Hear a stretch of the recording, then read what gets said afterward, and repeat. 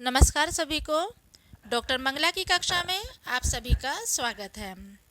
आज पुनः आपके समक्ष एक नई वीडियो लेकर के उपस्थित हुई हूँ, जिसका शीर्षक है मलिक मोहम्मद जायसी।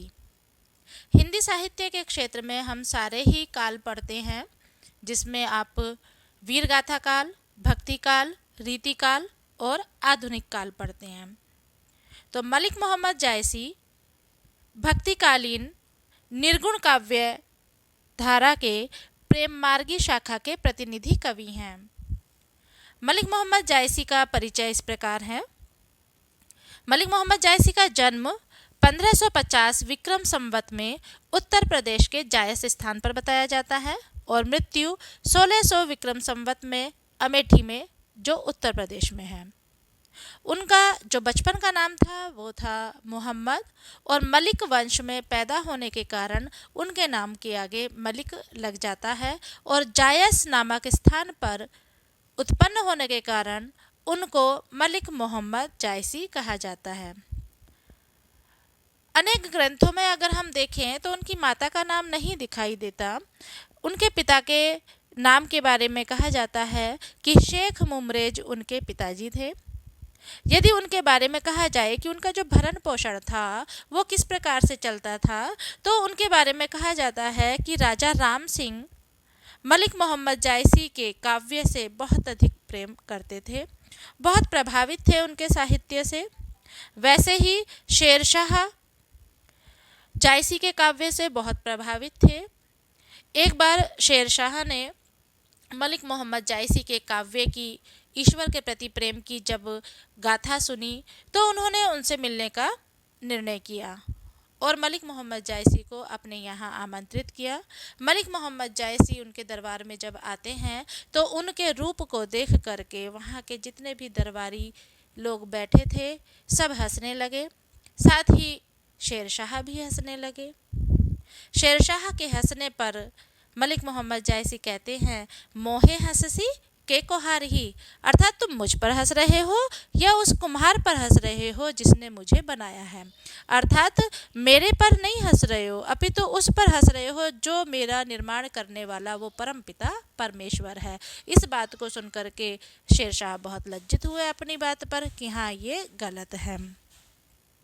अब यदि हम आगे की बात करें कि उनके गुरु कौन थे, तो जायसी के गुरु शेर मोइनुद्दीन थे, जिनसे उन्होंने शिक्षा दीक्षा ली। उनकी यूँ तो 5 रचनाएं मिलती हैं, लेकिन प्रमुख रचनाएं 3 ही हैं, पद्मावत, अखरावट और आखिरी कलाम। उनकी भाषा अवधी है। रस श्रृंगार रस के दोनों ही रूपों का उन्होंने बहुत अच्छे से चित्रण किया है, चाहे श्रृंगार का संयोग श्रृंगार रस हो या वियोग श्रृंगार रस हो। साथ ही साथ में वीर रस का भी उसमें बहुत प्रचुरता से प्रयोग किया है।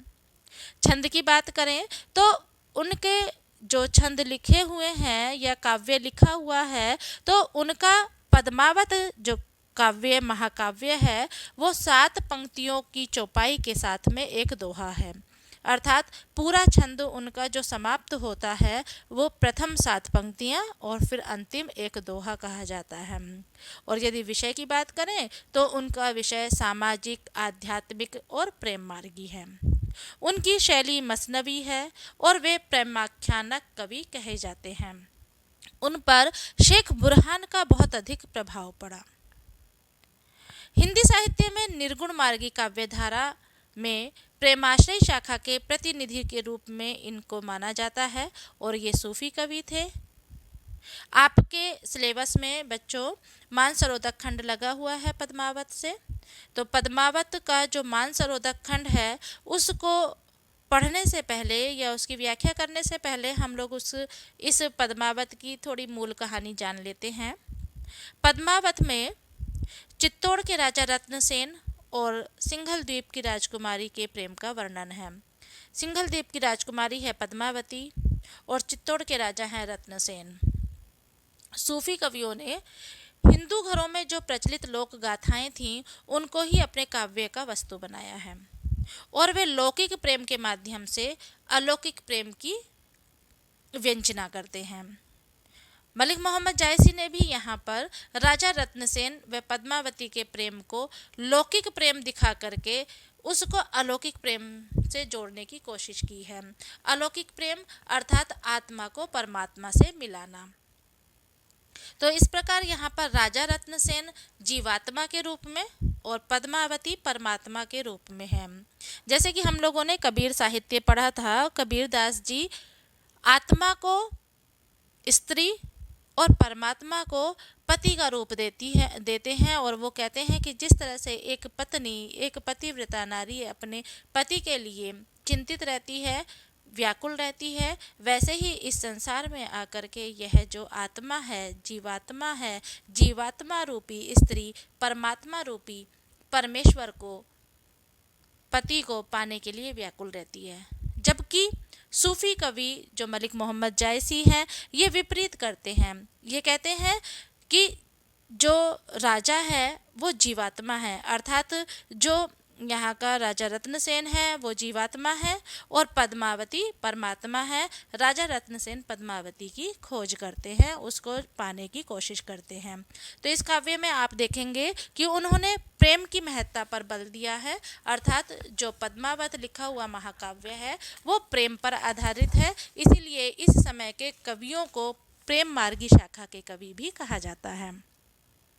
दूसरी बात अगर नोट करने की कहें तो जो सूफी कवि हैं उन्होंने मिश्क मतलब इश्क मजाजी और इश्क हकीकी को कहा है। इश्क मजाजी क्या है? इश्क मजाजी का अर्थ है लौकिक सांसारिक प्रेम और इश्क हकीकी ईश्वरीय प्रेम, अर्थात इश्क मजाजी के द्वारा इश्क हकीकी ईश्वरीय प्रेम को पाया जा सकता है। पद्मावत जायसी का बहुत ही उत्कृष्ट कोटि का महाकाव्य है, जिसमें जायसी ने अपने उर्वरा कल्पना शक्ति और उत्कृष्ट प्रतिभा के बल पर रसात्मक व इतिवृत्तात्मकता का अद्भुत समन्वय किया है। पद्मावत कई दृष्टियों से उत्कृष्ट है। इसका जो प्रकृति चित्रण है वो अनुपम है। इसमें जो वस्तु वर्णन दिया है वो बिल्कुल बेजोड़ है। यह भाव रस और श्रृंगार निरूपण की दृष्टि से भी अद्वितीय ग्रंथ है। यदि हम जायसी के पद्मावत की काव्यगत विशेषताओं की बात करें तो काव्यगत विशेषताएं भी उनकी उत्कृष्ट कोटि की हैं, जिसे हम दो भागों में विभक्त करते हैं, भाव पक्ष और कला पक्ष। भाव पक्ष जायसी का रस सिद्ध है, अर्थात जायसी रस सिद्ध कवि है। उनके काव्य रूप में एक प्रेम कथा है, किंतु उसमें आत्मा परमात्मा का बहुत ही सुंदर संबंध तथा सूफी उपासना पद्धति की विभिन्न मान्यताएं प्रतीकात्मक रूप में वर्णित की गई हैं। पद्मावत के रूपक पक्ष को स्वयं कवि ने इस प्रकार स्पष्ट किया है। वे कहते हैं, तन चित उर मन राजा कीन्हा, हिय सिंघल बुद्धि पद्मिनी चीन्हा, गुरु सुआ जही पंथ दिखावा, बिन गुरु जगत को निर्गुण पावा। अर्थात वे इहलोक से उस परलोक को प्राप्त करने की योजना तरीका बताते हैं। वे कहते हैं कि ये जो तन है वो चित्तौड़ है, मन राजा है, ये जो हृदय है वो सिंघल द्वीप है, जो बुद्धि है वो पद्मनी का रूप है। अर्थात तन रूपी चित्तौड़ का राजा, तन रूपी चित्तौड़ का जो राजा है वो सिंघल द्वीप अर्थात बुद्धि रूपी पद्मिनी को पाना चाहता है।